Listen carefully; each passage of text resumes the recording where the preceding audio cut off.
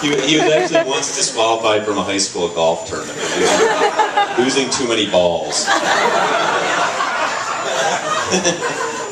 So I know Sarita wasn't drawn to Max because of his athletic ability. So why was Sarita drawn to Max? but those of you who know Max well, you know he's one of the most generous guys around.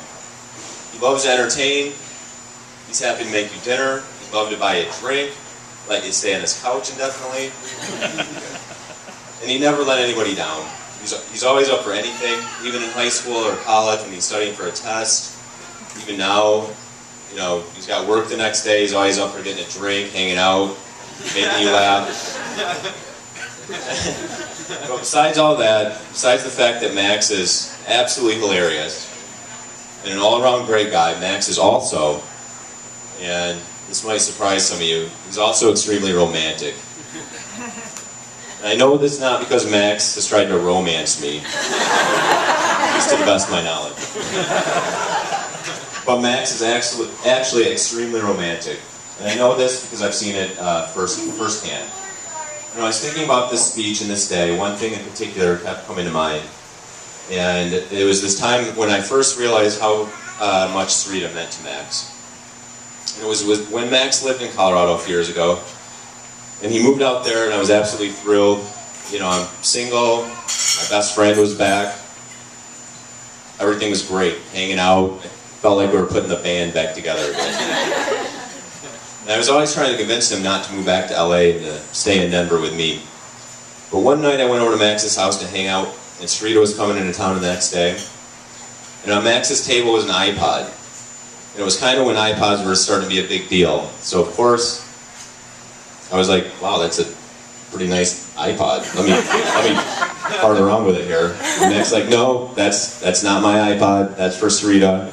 She doesn't have one, and so I had to go out and get her one and load it up with all of her favorite songs. And I was like, wow, that's pretty damn nice, Max. And next to the iPod, I noticed this little book. And I was like, what's this little book?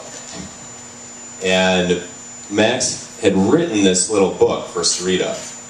And he wrote it in the style of the author of one of her favorite mystery, in the style of an old lady mystery novelist, English nonetheless. And I was like, are you kidding me? Like he had it bound and everything. He bound it himself, apparently. I was like, what? So I knew at that point he's either a huge fruitcake, or he was desperately and head over heels in love with Sarita. And I knew at that point, right then and there, that there was no chance he was going to stay in Denver. And I knew Max had found the person that he couldn't live without. And I've only been married a short time, so I don't know that much about marriage. But I do know that marriage is not about finding a person you can live with. It's about finding the person you can't live without. And I know Max has found that person. And so, to Max and Sarita, here's to a lifetime of health, happiness, and love.